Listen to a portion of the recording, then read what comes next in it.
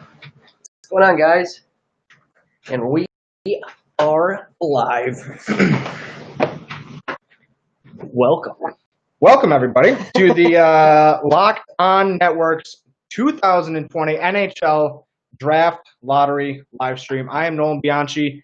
This is Ethan Smith. We are the hosts of Locked On Red Wings, and we are very excited to be bringing you, the only consequential night of action for about 7 NHL teams. And I don't want to be Mr. Pessimist, but that's kind of my MO on the Locked On Red Wings podcast. It's probably the only night of consequence for most teams in the NHL until the Phase 2 lottery. You know, I'm just looking forward to play starting.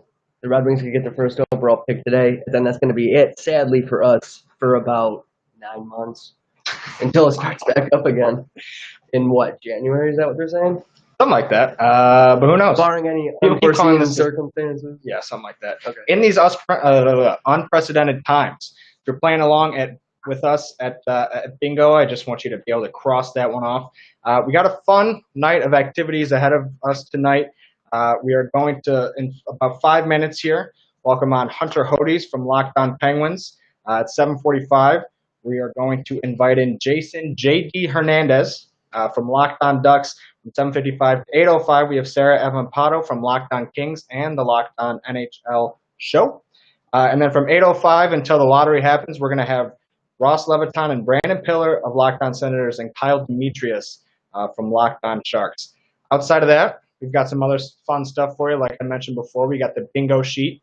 You can head to the Locked On NHL Twitter page and find that. Play along with us. And also, what else do we got, Ethan? We have some boxes here. I'm going to set this down real quick.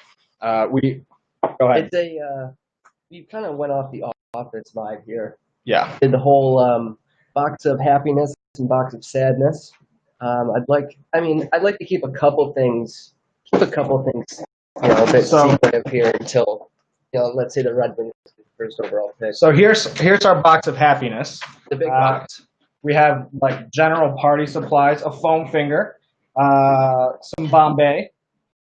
So that'll be good. Half empty Bombay. Wait, I got some more in here that actually make noise. So we're expecting to use this tonight when the Red Wings select number 1 overall and get the chance to draft Alexis Lafrenière. If that does not happen, Ethan, tell the people what we got. Okay. Sadly. So we got a box of sadness here. Here we go, guys. In the box of sadness, we got some tissues, ever important, for cleaning up tears. I guess they could also be used for the happy box, tears of joy, if you're an emotional guy, which I am, so who knows. We've also got my preferred drink, 5 o'clock vodka. Yep. That's for punishing ourselves for believing that the Red Wings could have a chance at the number 1 overall pick in the first place. Right. Got some loose, warm Miller High Lifes. Why not? Nolan found this. What is this? Some Camel Crush. We're not smoking now. Oh. All right. Yeah, and that's it. That's enough. That's enough for, as far as sadness goes, to be able to kind of help remedy the situation. Now here, let's give you a rundown of the NHL Draft Lottery rules before we welcome in our first guest. And like I mentioned before, that is Hunter Hodies of Locked On Penguins. So this is a Phase 1 drawing. If you've been paying attention with the Locked On Red Wings podcast, we've been kind of going through it. I'm sure most teams out there have as well. Just as in, typical years, the only spots being drawn are the first 3 picks. So the thing that makes this year different is there's only 7 teams whose identity is known tonight. The other 8 teams that will be playing in the qualifying round of the NHL playoffs, the teams who lose that round will also be at play, but they are they're anonymous right now. They're just kind of being drawn by placeholders. Team A through what? G. H. Yeah. So lottery balls representing all 7 teams whose seasons are already over, and lottery balls representing the 8 unknown teams that will be eliminated from the qualifying round. There is a look at the odds for the teams who are known today. Detroit Red Wings 18.5% chance, 16.5% chance at the second pick, and a whopping 50.6% chance at number 4. You really overall. hate to see it. You do hate to see it. Ottawa, as you may have mentioned, is one of the lucky gooses in this year. Lucky geese in this year draft lottery. They have 13.5% chance with their first pick, and then also they have the San Jose's first pick. That turned out pretty terribly. Quite unfortunate. Yeah, poor Sharks. Hate to see it. And then rounding out our 7, we got the Kings, the Ducks, the Devils, and the Sabres. So all of those guys with the less than 10% chance at winning the first overall. I can't believe I didn't notice this until now, but what a horrible time to be a hockey fan in California. I was thinking that too. 3 right in the bottom 5 there. Oh, God. That Pacific Division, let me tell you. You know what, though, and we'll probably bring this up as well when Kyle Demetrius joins us from Locked On Sharks, but you know what? They kind of deserve it. They've had, as far as, non-traditional hockey markets go, they've had, some pretty good luck in that regard. A lot of these teams haven't been bad in a long time. Yeah, I want to have a talk with Kyle about how his team's going to be in cap hell for the next. Well, they're getting in there now, but I mean, next 5 years, they've got a lot of players over 30 with very long contracts. So if none of the 8 alpha designated unknown teams win a top 3 overall pick, Bill Daly will start the countdown for the draft lottery at 7. So you'll know immediately whether or not one of those teams has made the jump into the top 3. If one of the 8 unknown teams get the top 3 pick, then the countdown flip starts at 8. If 2 of them get it, they start at 9. And if 3 of them get it, I don't know what they plan on doing. They might just shut off the broadcast. And congratulations, teams A, H, and J. You guys have won the draft lottery. Detroit, you're picking 4. Part of me is rooting for that, to be quite honest with you. You know, I really hope that doesn't happen. I just don't think it'll look good for the NHL. I don't either, but as far as I'm concerned, what is the point of broadcasting that? No. Right, exactly. Exactly. So there's a real life chance that those lottery balls have been drawn, and Gary Bettman knows right now that teams A, C, and E have won the draft lottery, and this has to go on for half an hour. And they're just like, all right, man, well. Oh, we are joined by a special guest. Would you look who it is, everybody? It's Hunter Hodies from Locked On Penguins. Hunter, welcome to the show. Can't hear him. I unfortunately can't hear you, good sir. Hunter, he roots for the third place in the Metro Penguins. Now, Hunter, we do have some beef with him. When the draft lottery rules came out, that was the thing I hammered on most, was the fact that the Penguins had a chance at the number 1 overall pick through a confusing web of losses and second phase draft lotteries, et cetera, et cetera. But yeah, that was my main beat. We lost him again. That's all right. We'll continue on. I only wanted to bring him on to yell at him and maybe cry for a little bit. I just want to question, man.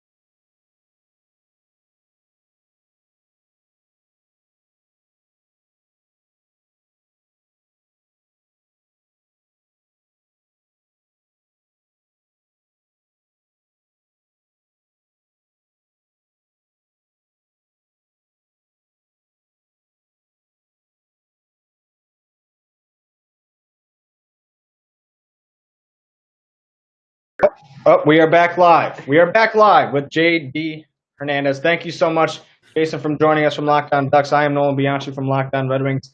Here is Ethan Smith, also from Locked On Red Wings. That's me. Now let's continue on our conversation here. We just got into a little bit of the youth that the Anaheim Ducks have. Now, before we get into more of the team, I got to ask, what is that polo you got on? The old school Mighty Ducks, the best logo of all time. Of all time. I never understand why teams with a great logo, like, I think the Ducks logo stinks. Like, always has, always will. The one they have right now. I mean, I cover them, so I can't say that it's completely awful, but it's not the best either. The Red Wings goal song is the worst goal song in the National Hockey League. It's not the best logo out there. But it's all about the Mighty Ducks. That's what I grew up with. I mean, the 92 movie, The Mighty Ducks, which is coming out on Disney Plus soon. Can't wait for that. I mean, I got my old hat on the other corner over here. As you can see, I got my Mighty Ducks hat over here. And shout out to the pop art over here. One of my favorite posters of all time. That's 118 hockey jerseys. That's beautiful. Oh, wow. I love it. What are you most looking forward to as we head into this offseason? I know in the Red Wings land, it's kind of, we are going to be able to see the Red Wings get rid of a lot of dead weight that's kind of been hanging around lately. What kind of stage are you in right now? What are you expecting from the Ducks as this offseason goes on, whenever it goes on? They're going to continue going towards youth. They've been doing that over the past few months with some of their trades. They made 7 trades during the trade deadline, and for a while, it looked like GM Bob Murray was going to make maybe 1 trade. That trade to the Philadelphia Flyers, the Boston Bruins, for that first-round pick is going to be massive. So they got 2 first-rounders, whoever they get in this draft lottery in a few minutes, and could be the number 30 pick, number 29 pick. That's the Bruins pick, and that was on the Andre Kasha trade. So the Ducks are going towards a youth movement right now in a not quite retooling, somewhat not rebranding. I don't want to call it blowing up. They're not blowing up the team completely. Yeah. They still have Ryan Getzlaf on their team. They still have a guy like Troy Terry on that team. He's been fantastic for the Ducks. They got Sonny Milano on a trade with the Columbus Blue Jackets, much to the ire of Southern California fans. For those that remember Sonny Milano with the then Lake Erie Monsters, now Cleveland Monsters. You guys are laughing. You remember Sonny Milano out there with the Monsters? Absolutely. Yeah. Man.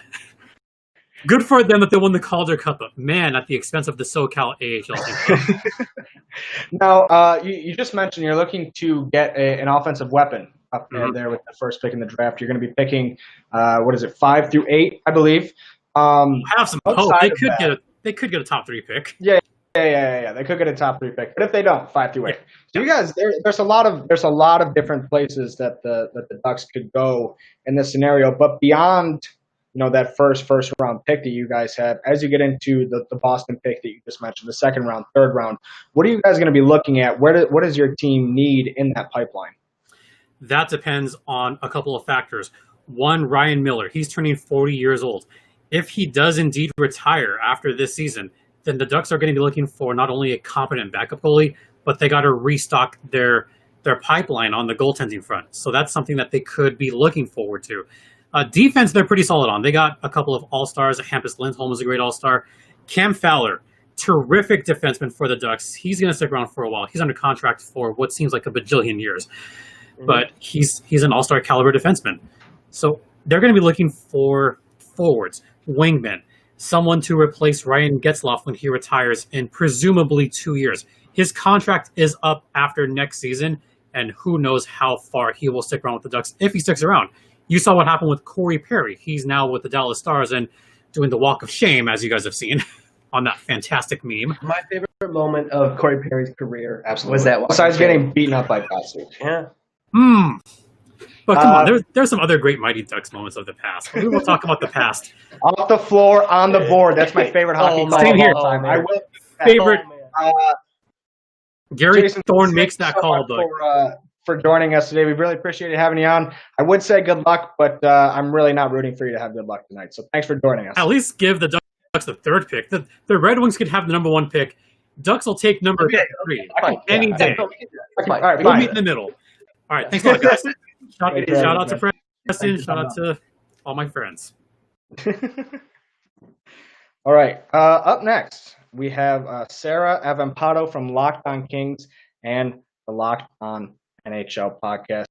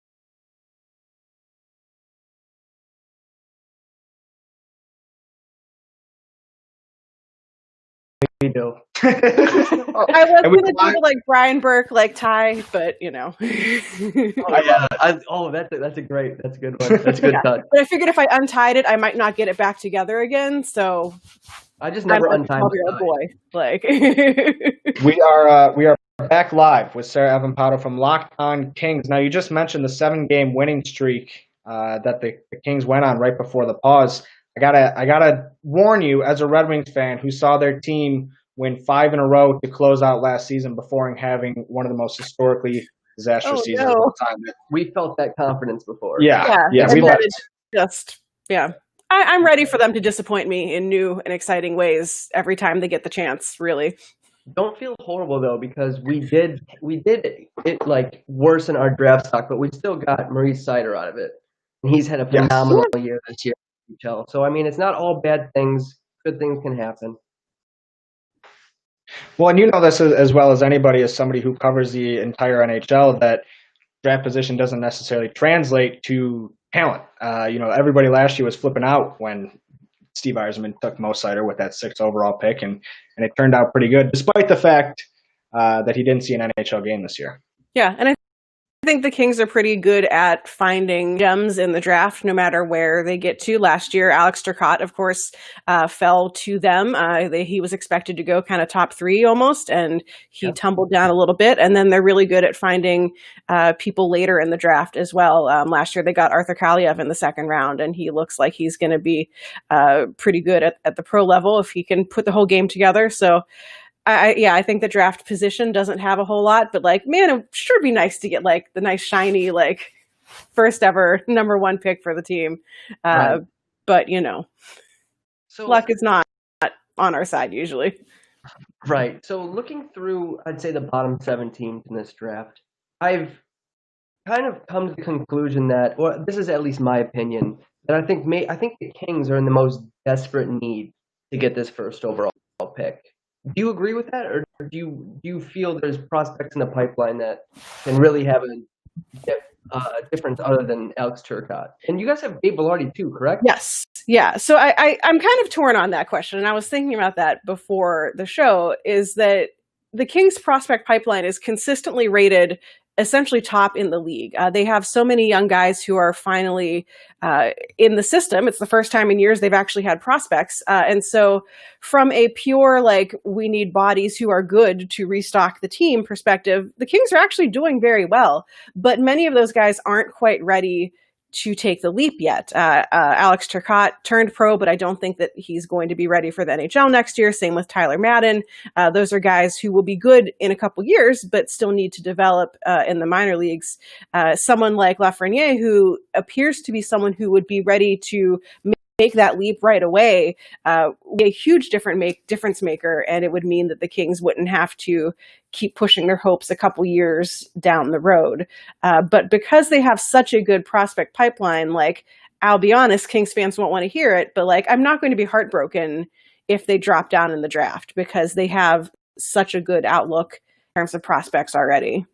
Right, and this is such a phenomenal draft too. One of the best drafts in, I'd say, like the last 5 or 10 years in terms of depth. So even if you're not getting that first, second, or third overall pick, you're still going to get a very good quality player through that.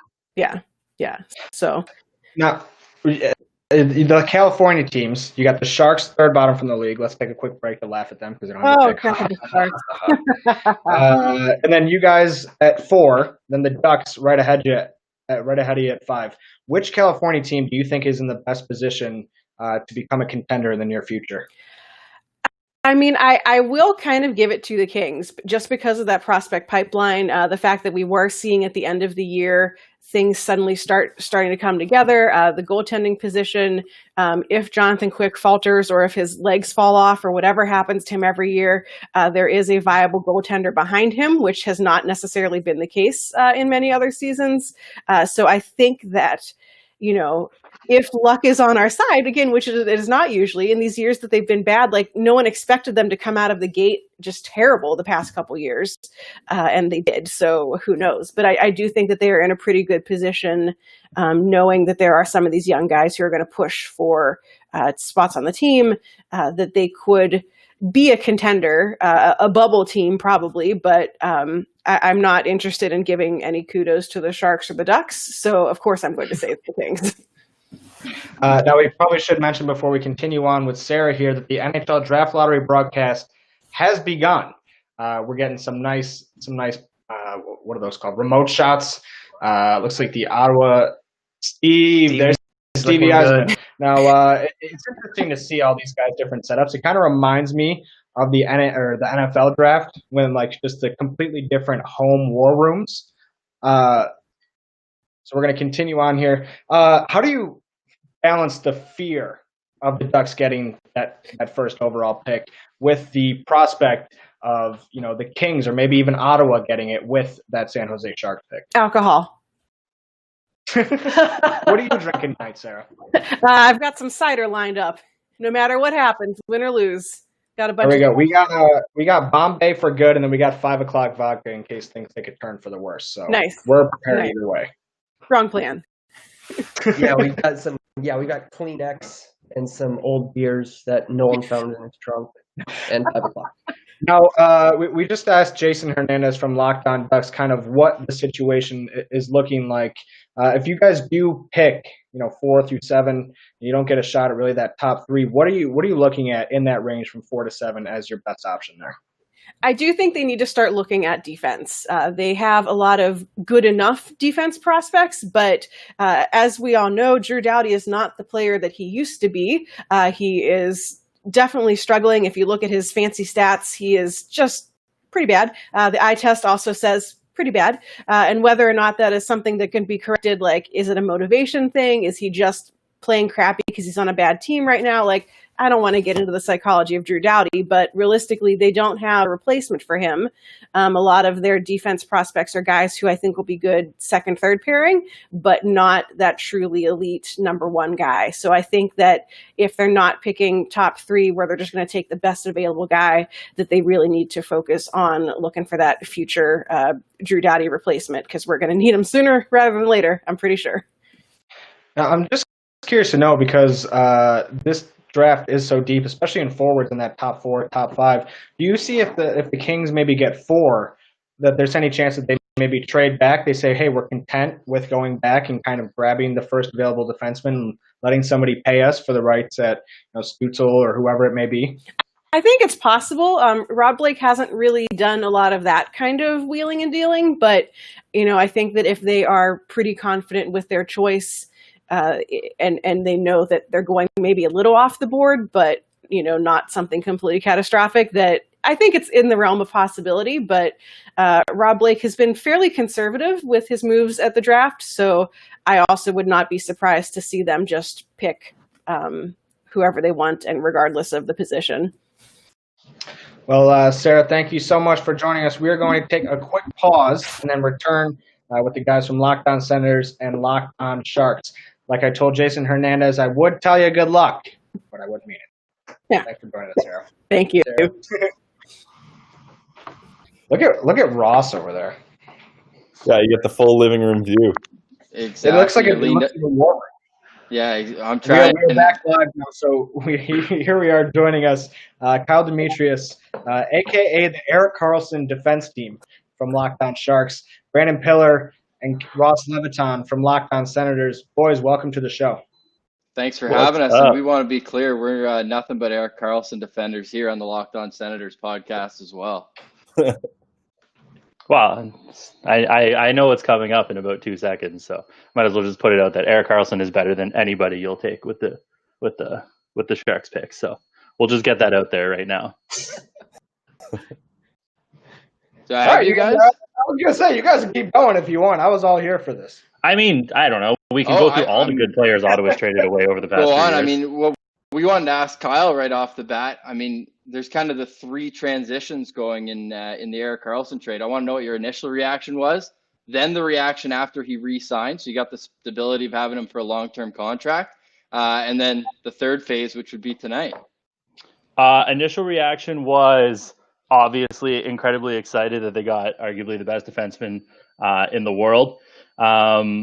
It was even more of a reaction when they realized that Pierre Dorion is an idiot and didn't get any of our good players. The first was concerning, but I mean, San Jose is a perennially good team, so it wasn't too concerning. Josh Norris and Rudolph Balcers or whatever. Chris Tierney's bad. Dylan DeMello doesn't even play for the Senators anymore. So all good on that front. When he re-signed with San Jose, obviously very happy. They paid a lot, but that's what you kind of got to do to keep good players in your team. So I was pretty happy there. It meant that Joe Pavelski had to leave, but whatever, he's old and not good anymore. So bye-bye to him. And now team old and not good anymore. I mean, it is what it is. He is old. So I don't know what to tell you. He's an old man now. He died so that San Jose could fly last year in the playoffs. But and then with the pick being so high, was that the third part of this question? Yes. What's your reaction now? Now knowing what the pick is. I would still do it like 100,000 times out of 100,000 times. The chances that San Jose was going to be this bad was kind of low. Were they going to be back in the Western Conference Finals? Probably not. Internally, you probably had to have them fighting for like a 7th, 8th, 9th, 10th spot in the West, which still isn't that bad. But I mean, to get Erik Karlsson, acquire Erik Karlsson, to give up a first, this is like pretty unlucky that this happened. And honestly, who are they? If they take Stützle, he's not coming to the NHL for like 3 years. If they take Byfield, he's not going to be ready for 2 years. If they take Rossi or Raymond or Perfetti, whoever these guys are, they're not going to be ready outside of Lafrenière. So San Jose's trying to win now because they're also old. So you got to kind of have the good players in the system. So yeah, I would do it every single time. This scenario would not happen every single time. Just Martin Jones decided that he was done with hockey. Right. Which is, I really don't want to bring this up, but I have to bring this up. You guys have $40 million tied up in over 30-year-olds for at least the next 5 years. And Can I present to you Doug Wilson? Yeah, I mean, that's going to be about it. There's really no other explanation for that. I mean, you've got poor Martin Jones for another 4 years after this one at 5.75. I mean, were you not nervous about the fact that Karlsson's turning 30 and he signed an 8-year deal worth 11.5 when you already had this money tied up in other people? All right, do you want me to go? Here we go. Top 10 defenseman in points per 60 last 2 seasons. Top 25 defenseman in goal differential relative to his teammates. Top 10 D-men in expected goals. Top 10 in shot on goal differential relative to teammates. I don't know what you want me to. He's been top 50 defenseman in wins above replacement. So no, I mean he broke his manhood, but like Yeah, he's fine now. He's gonna have like 8 months off. Hey, I Erik Karlsson defense team. I was prepared. I had this ready. Oh man, that's great. Now here on the NBC Sports Network broadcast, Gary Bettman is talking, but I can't hear him. There's a ping pong. What are the tube? It's not a tube. It's a capsule of sorts. I have to ask you guys: have you seen the lottery polls from previous years? That looks like it's about a $4 production budget, and is that basically their proof that the lottery isn't rigged? Have you guys watched that? No, San Jose's too good for this. Wow, man. What about you, Brandon? How Looks like something's coming up here. There there we we go. go. Oh. Now I see the Senators on there twice, but Kyle, you're here. Oh wait. Yeah, Erik Karlsson. I don't know. Talk to me, Ross and Brandon. What do you? Obviously, the best case scenario for you guys tonight is you walk out with the number 1 and the number 2 picks. But kind of what is your confidence level going into this thing, and what is the pessimist telling you that to even out the optimism side that you're going to end up having tonight? Well, it's certainly a mix of emotions. I mean, but the good thing to remember is the worst the Senators can do is pick 5th and 6th. And I think if you asked any Senators fan at the start of this season, especially with kind of what Kyle was saying, like it was pretty unpredictable that the Sharks were going to finish this badly. And if you asked any Sens fan at the start of this season, the worst you can do is pick 5th and 6th, and you have really good chance to pick within the top 3. I think they would have been ecstatic and taken that right away. So really, the pessimism isn't that bad, is what I'm trying to say. 5th and 6th in a deep draft, especially this year, is going to give the Senators a chance to do something really good. And let's hope they get 1st and 2nd overall. Hopefully that Sharks pick is the 1st overall, just to stab the wound a little harder for Kyle over there. But he's happy with Karlsson, so he won't mind, right? The biggest issue is that there's a subsection of fans that think Doug Wilson is bad at his job, and so it'll just be, of the 4,000 Sharks fans that exist in the world, it'll just be an absolute all-out war. Doug Wilson doesn't care. He's in a tanning bed somewhere, just living life. Brandon, do you think that Thomas Chabot is going to pan out to be better than Erik Karlsson when he's making, what is that?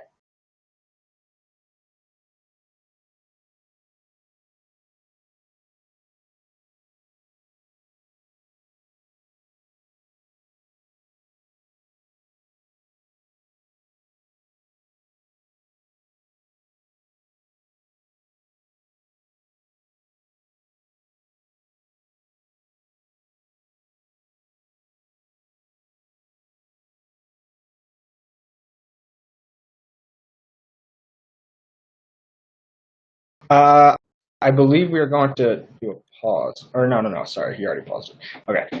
So going into this thing, what is the worst case scenario for you, Brandon and Ross? Hey guys, yeah, sorry I lost the audio with you before. Yeah, no, it's great. I can finally hear all you guys. But I don't think there is a worst case scenario. If you had told us when the Sharks were in Game 6 of the Western Conference Finals last year that pick would end up being 6th overall, I don't think either of us would have even believed you. So the fact that we're even in this situation right now, I think it's a win. So it's a good case scenario and then a best case scenario tonight.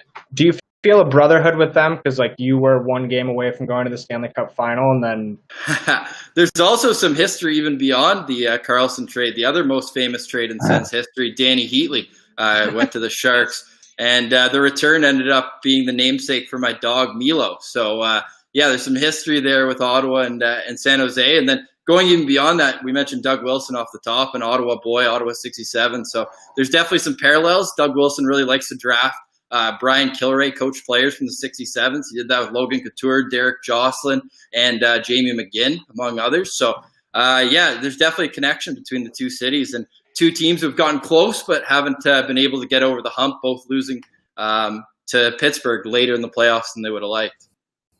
Well, like we've mentioned in conversations or work convos or whatever you want to call them before, if anybody has some good karma coming their way, it's Eugene Melnyk. Now, what? I think it's the fans. I think it's the fans. No, it is. Okay, let's go there. There's Eugene right there. There he is. Why? Gorgeous. Get out of there, Eugene. I'm glad we don't have him up here on Sportsnet right now. We're looking I at Lafrenière. also live in Toronto, so I'm acutely aware of Eugene and his scummery. Oh, yeah. It's a long list. Also, I would like to point out before we go on that you missed the second best Ottawa San Jose trade when Doug Wilson laundered Mike Hoffman and then got a better deal from Florida than Pierre Dorian originally got. Yeah, so. yeah. Here we go. Oh boy, I think we're going. That's what added that extra wrinkle in the Carlson trade. Yeah, Okay, we're about to go. Okay, So so Bailey starts at 7. That's good news. That's what we want. If he I starts hope at he starts at 10 or whatever the max chaos is. we don't know What is yet. Turn it up a little 10 bit. or 11? We're gonna have to hear this, guys. 8. They started 8. So we got one team All right. who jumped up into the top 3 that is unknown. That's We good. knew one team was going to jump up. It would be too perfect if none of those mystery teams got in there, right? Also, can I point out That's that, reasonable, though. That's reasonable. can I point out that I know like almost none of these Buffalo. Half of these GMs, I have no idea what they look like. I was like, who is Tom Fitzgerald? What does Kevin Adams look like? All right, number 7 pick. Devils. Oh, This guy. Who is this guy? New Jersey Devils. All right. Okay. So they don't move either. Well, they fall. So that means Come on. that means that Ottawa's picks can only be 3 and 4, right? Yeah. So pretty much a good scenario for you guys. Guys, we all deserve this. So Good. much more. So wait, that You means guys the didn't Red have to Wings watch can only fall as low as Awful. 2. So this is Yeah. a win. We already won. This could almost be a happy thing for everybody if San Jose's pick just ends up at 4. that's for sure.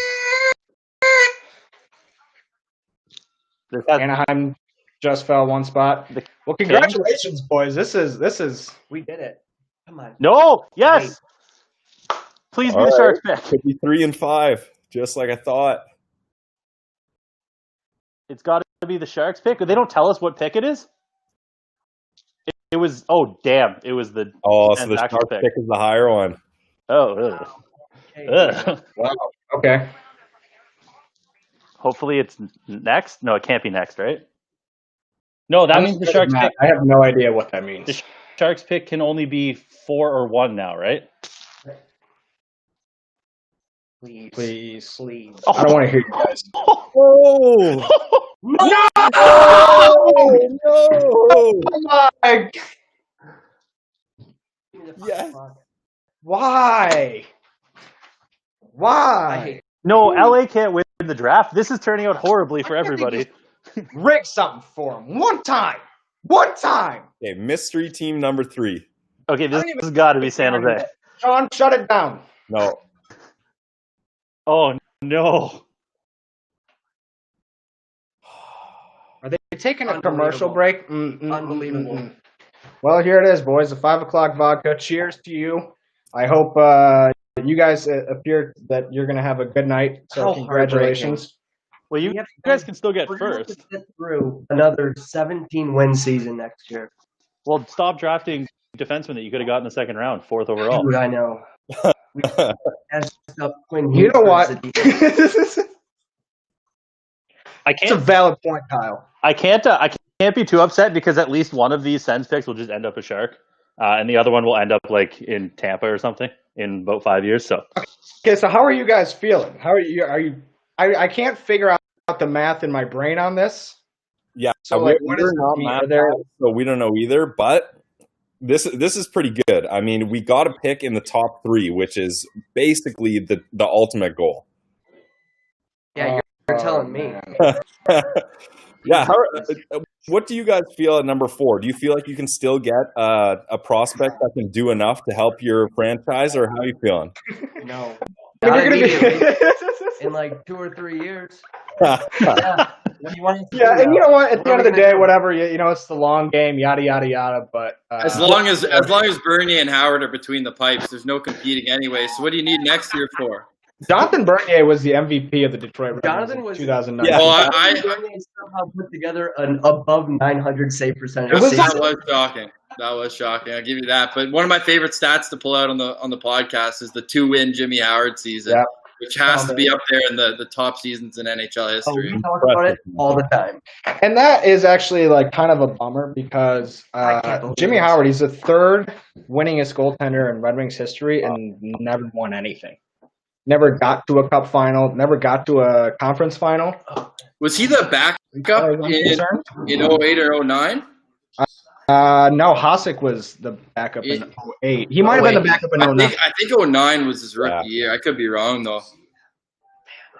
Are we sure that Sens pick is San Jose's? I'm pretty sure. Wasn't Ottawa worse than? No, Ottawa was worse than San Jose because it went Detroit, Ottawa, then San Jose, right? So who do we have left? We have Kings. I think they highlighted the 3 before they went to break because they had the LA pick and the Ottawa pick highlighted on the left, and if I'm not mistaken, they were attached. Okay, so it's going to be Ottawa, the Kings, and a mystery team. Because this is dumb. Because if we don't return to play, then this is all for nothing. I'm so mad. I would love to know how they're going to figure that out if we don't, if we don't end up playing. How are they going to figure who takes this? Have you ever seen the Prestige? Bill Bailey comes on with just says like C. And he goes from logo to just like a Times New Roman. Do you think Pierre Dorian has a full diaper or just a half diaper right now? Because he looks very stunned. I don't have a visual on it, but I'm sure he's pretty excited right now. He had a blank, like, deer in headlights look. Yeah, he's taking a bit of heat in this town. So I was gonna say you guys are kind of lucky that you can still get a good player at 3 or whatever because the Kings will inevitably screw this up. I think they're taking Drysdale no matter where they go. Yes. Sorry. Okay. 3 and Wilson lives to see another day. Ottawa via San Jose. Okay. So can we all agree? No offense to you guys, but is that the 3? That's the 3. 3 and 5. Dude, so can we agree that we want mystery team to win? I agree. Yeah, I'm 100% in on that. Yep. Go mystery team. I do not want the Kings being good in 3 years.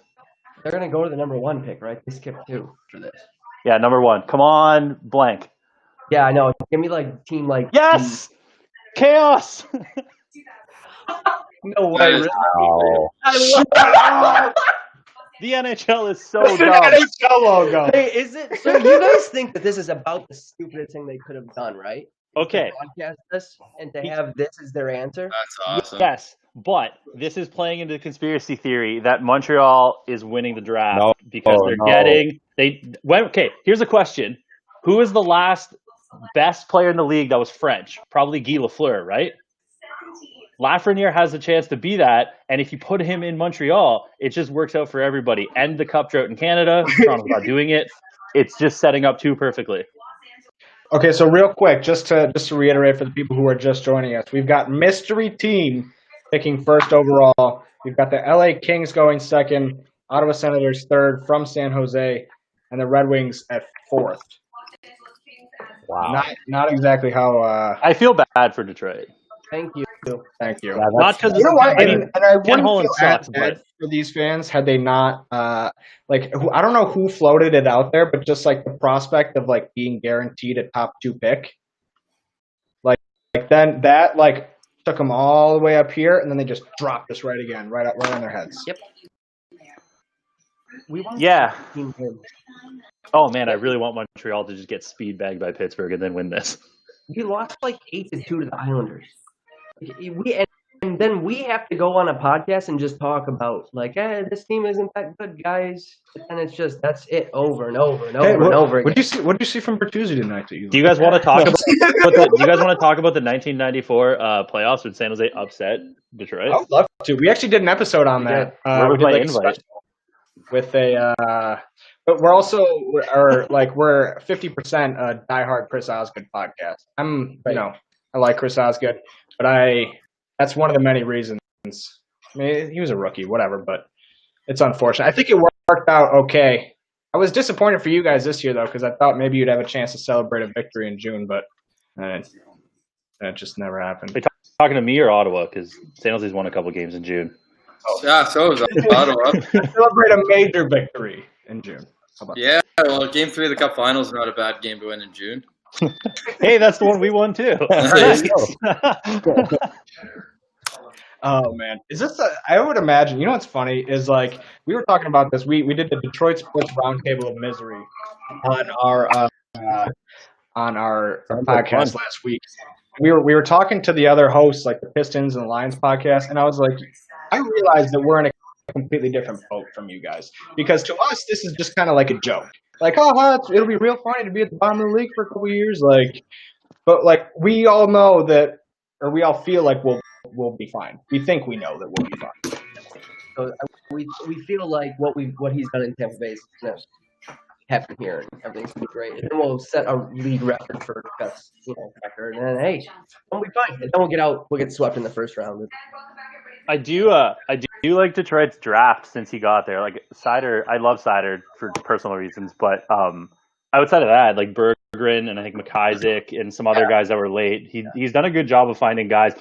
Is Joe Valeno draft? Yeah, he'll probably see some time next year. He hasn't made his way to the NHL yet. They have that. I would expect him and Seider to probably maybe even get more than 9 next year, to be quite honest with you. And there's Zadina, right, as well. Yeah, so he's done a good job of finding guys who he's taking swings with the bat, which is what I want San Jose to do, and I think all teams should do. But 4 is a tough look. I mean, you're getting what? So if it goes Lafrenière, Byfield, Stützle, then you get Rossi, which I think is a pretty good consolation prize. Unless one of those teams goes wild, like unless Pierre Dorion just goes full Pierre and takes like Jake Sanderson. Now I can I don't know. Yeah, definitely. I hope so. We should probably update the people with just kind of give them a little information on how this Phase 2 draft is going to work. Because right now this mystery team, as we just mentioned, is completely up in the air. Everybody get the Rosetta Stones. Right. So basically, they're gonna play this qualifying round, which to me, I'm not going to go on a tangent about this, but it's not a qualifying round; it's the playoffs. So this first round playoff series, best of 5, half the teams are going to lose. Obviously, that's how sports work. And then those teams are all going to have a 3% chance at getting. I thought it was 12.5. Yeah. Everybody, you're right. Teams. So 12.5%, and then they'll do a Phase 2 lottery sometime after the qualifying round, which is not going to happen. Let's be real. Yeah, so this draft might have been all for nothing. I just can't stress how dumb this was. That a team we don't know and could possibly be like, who's the best team that was in this like elimination thing? Pittsburgh. Yes. Or Toronto. And Sean Woodley just texted me. He said Leafs are definitely losing to Columbus and getting that pick. Toronto doesn't have their pick. It's actually Carolina's. Yeah. Toronto needed to offload Patrick Marleau because Kyle Dubas isn't actually that good. He just said a couple buzzwords and used the spreadsheet once and was like, whoa. So, yeah. Hockey Hall of Famer. Congrats, Ken. Yeah, I actually, it's sad that I had to defend Erik Karlsson on this like Senator stuff because I prefer the Senators to the Leafs 100 times out of 100. It's top 10 protected? That's what Sean says. But doesn't it flip to the Rangers? Isn't there some weird shenanigans going on? Hurry up. Yeah, we could Google it. It just this. says nope. Sean, text. Nope, it does not flip to the Rangers. See what that's nightmare scenario. Actually, there's a lot of teams who this would be nightmare scenario, in my opinion. What, us? I mean, for anybody in Leafs, Pittsburgh. Leafs, if Montreal or Chicago gets it, I will cry if Chicago gets it. Edmonton. The Rangers are a sneaky one too. Lafrenière and the Rangers would be a huge boost. That would be sweet. So the Canes pick goes to the Rangers if the Leafs get a top 10. Gotcha. Which is an interesting condition. Who's the most feel-good team to win it, and why is it not Florida and it's anybody else? Definitely not Florida. That's a good question. I'm trying to think here. Maybe, I don't know. That's a really tough one. Calgary? Yeah. I don't like Calgary. Why did I say Calgary? That's stupid. I take that back. You know, you always just root for those teams that are they're kind of just in the middle of nowhere. Like, what else do they have? They are in the middle of nowhere. I hope Vancouver doesn't win. I really don't want a lot of these teams to win, other than Montreal, because my entire family and friend base is Montreal fans. So that'll be fun to live through. But yeah, I kind of wanted Detroit or Ottawa's real pick to win because that just would have been better. Phoenix Coyotes or Arizona Coyotes. Huh? Why? Feel good. John Chayka is Kyle Dubas light. Right. I don't want that. They're the Minnesota Wild. Okay, that's fair. They don't exist, so. Yeah. For a minute here. All right. Well, I am getting the text to wrap things up, guys. Thank you so much for joining us. We'll get your final thoughts to close this one out. We'll start with you, Kyle. How you feeling? Worked out for San Jose. I mean, the pick didn't move. It stayed at 3. That's all I really wanted was the Sharks pick to stay where it was or drop. Really disappointed that the Kings moved up. That's really unfortunate because their prospect pool is unreal. So that's kind of unfortunate. Really feel bad for Red Wings fans who've always been pretty okay in the sphere. And Senators fans have just that's just a gut punch that they didn't get higher than 3 with one of their picks. But they're still going to come away with 2 really, really good teams. So or 2 really good players. So not a bad day for San Jose. We still have Erik Karlsson. So. What about you, Ross? Well, before, Kyle, would you have made the trade knowing 3rd overall for Erik Karlsson straight up? And I'm taking out 2 NHL players, taking out the AHL Rookie of the Year and another guy in Rudolph Balcers, but just straight up the pick for Erik Karlsson. It's worth it. Who is the AHL Rookie of the Year? Josh Norris with his the workout warrior. Yeah, probably. I mean, I didn't think San Jose was going to be this bad. So yeah, I don't think anybody did. Yeah, so I kind of I really like Erik Karlsson. He's really good and really fun.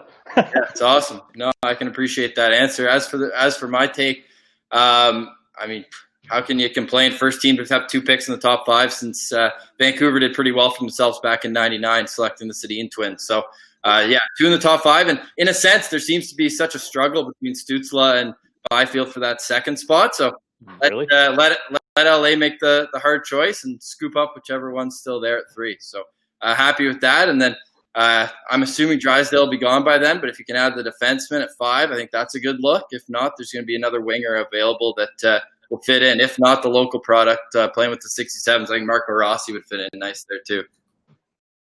And how about you, Brandon?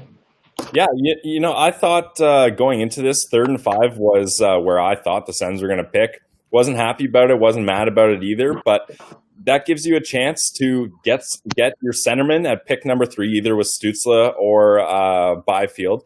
And then, like Ross said, either if Drysdale's still around, use that 5th pick to get your right-hand shot defenseman, or try to pick up a forward, Holtz, Raymond, one of these guys that can put the puck in the net for you. And it's nice that pick number 2 is in LA. That's out of the conference, out of the division. And then mystery team is most likely, again, out of the conference, out of the division. So I'll take it. The ending up with 2 out of 3 of Byfield, Stützle, and Raymond is nutty. Yeah, exactly. That's not bad. Right now the Sens prospect pool, it's deep, but it's missing that crowning jewel. So hopefully one of these 2 guys ends up being that. Well, thank you guys for joining us. My final thoughts are I'm livid. I'm going to, I don't know, drink that 5 o'clock. Hey, still first pick in the 2nd round, though. They can't take that away from you. That's true. They cannot take that away. Doesn't make from me us. feel any better. We tried. I thought you were the eternal optimist. All right, guys, thank you so much for joining us. We really appreciate you. Thank you to everybody watching at home, in the street, online, wherever it may be. We've had a lot of fun here tonight. Well, right up until they actually announced what the picks were. Yeah, I kind of lost my passion after that. Yeah, I don't even know if I like hockey anymore. So we will talk to you guys soon. Yeah, take care, guys. Thanks, guys. Thank you, guys.